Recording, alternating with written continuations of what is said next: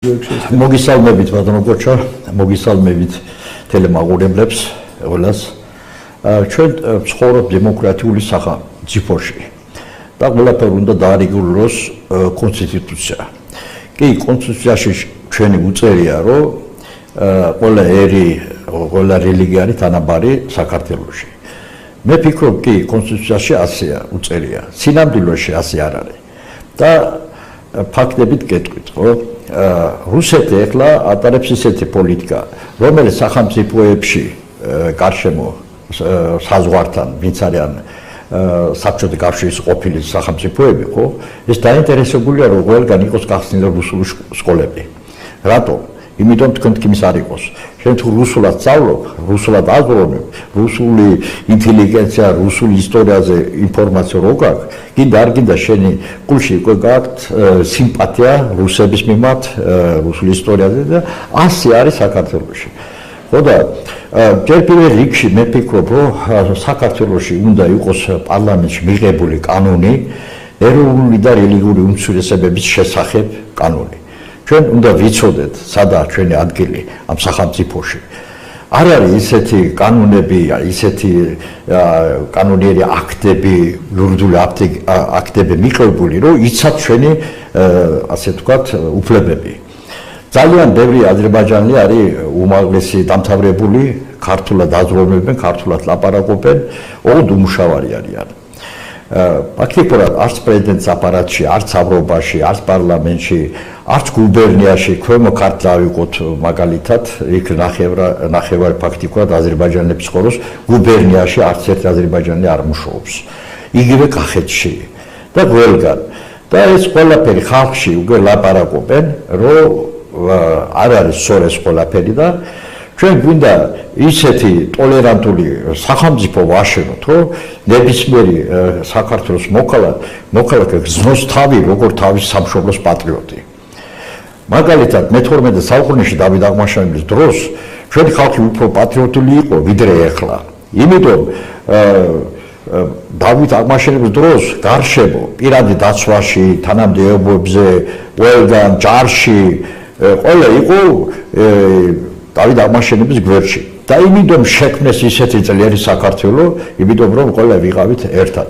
მე ძალიან მიყვარს ჩემს სამშობლოს, მე ვარ ჩემს სამშობლოს პატრიოტი, თქვენ კარგად იცით ჩემი ისტორია, რომ მე ვიყავი ეროვნული მოძრაობის ერთ-ერთი აქტიური მონაწილე, ვიყავი ბატონზად გამსახურდილი და თანამებრძოლი და ჩემი ახალგაზრდობა ჩადებული ამაში, რომ დღეს ჩემს სამშობლო არის თავისუფალი და დამოუკიდებელი.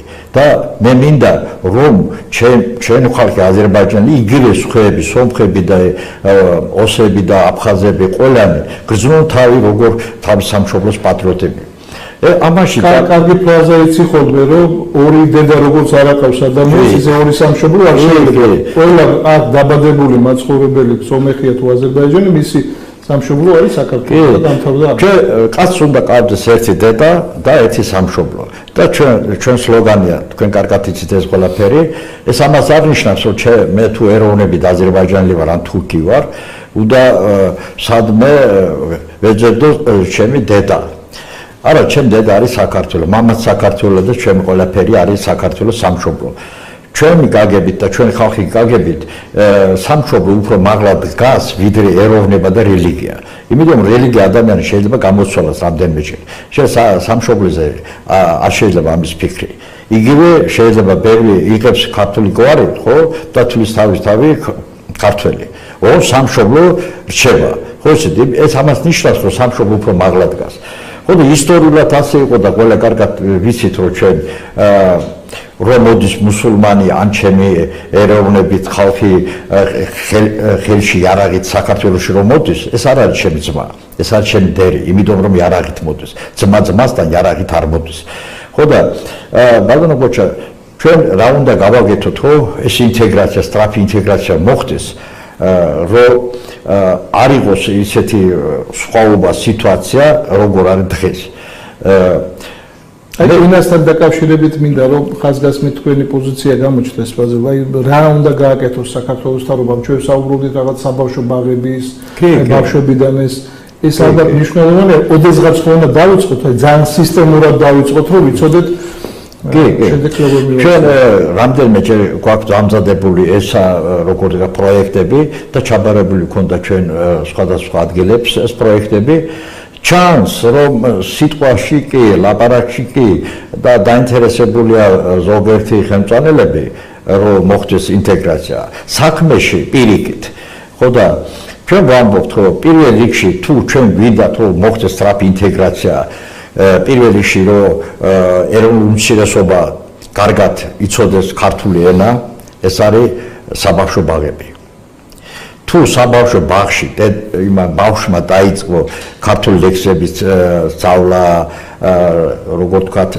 წეყვები მერე ბანაკებში რომ მიდის მარნიოლელი ბავშვი თუ მივა ქუთაისში ან ბათუმში ან რა ვიცი სვანეთში და იქ რო გაიცანს თავისი დოლის ბავშვებს ხო ეს უკვე არის ინტეგრაცია მე ჩემ ოჯახის იმითი მინდა მაგალითით უთხრა ჩემი შვილი ფონიჭალაში დაიბადა მივიდა ქართული ბაღაბაღში ქართული ბაღაბაღის მერე საკაშვილის თავრობიდან დაიწყო ზეწოლა შემოჯახდა და იწულებით ვიყავი წავიდა საქართველოსთან ხო და ჩემ ბავშვებმა აზერბაიჯანში დაამთავრეს სკოლა საშუალო სკოლა მერე დააბრუნდა ჩააბარა და ჯავახიშვილის იურიდიული ფაკულტეტი დაამთავრა ძალიან კარგად საფუძველი ქონდა საბავშვო ბაღის ქართული მე შევშინდი როგორ მამა რომ როგორ იცავი შენ იმას როგორ იქნება და იმათქო მამა მე პირველ რიგში სულში მაქვს რომ ვიცავლო ქართულად იმიტომ რომ უკვე თქვენ თქმის არ იყოს ბავშვობიდან უკვე ქართული აზროვნება ქართული ხალხის მიმართ სიმპათია ბავშვი იყო და ეს სიმღერა მაგალითად მამედოვის სიმღერა შავანის სიმღერა როგორ იყო ეს არის ის რომ იმის გულში ქართველების მიმართა და კულტურის მიმართა ძალიან მაღალი სიმპათია ძალიან დიდი სიმპათია ეს ისიც რამდენი თვე დაჭირდა ამას რომ იმყეროს როგორ ჰამლეტ ყონაშვილი ეს სიმღერა იგი არის ბავშვები ხო ძალიან უნდა თო გულით და სულით იცავლო პირველ რიგში ჩვენ უნდა მივცეთ არეალი იმისთვის ეს საბავშვო ბაღებია კარგად უნდა შექმნილი იყოს ეს სიტუაცია მე ეს ბანაკები მე უკვე გნებად აზერბაიჯანის სკოლა დაამთავროს გნებად ქართული იმას დაამთავროს უკვე ამაში ფუნდამენტი არის და მე არ მეშინია უკვე ინტეგრაციაზე მე ვიცი რომ 100% ძალიან სწრაფად წავალ ინტეგრაცია ქართული საზოგადოებაში ხო და ამისთვის მე ფიქრობ რომ თავრობას უნდა იყოს სურვილი და შექმნას ის ხალხი კი არა რომელიც ამას სურს ასე თქვა ახლა ირჩევენ უფრო ჩუმათი ხალხი ვინც საერთოდ არ ლაპარაკობს ან ლაპარაკი არ იცის ასე თქვა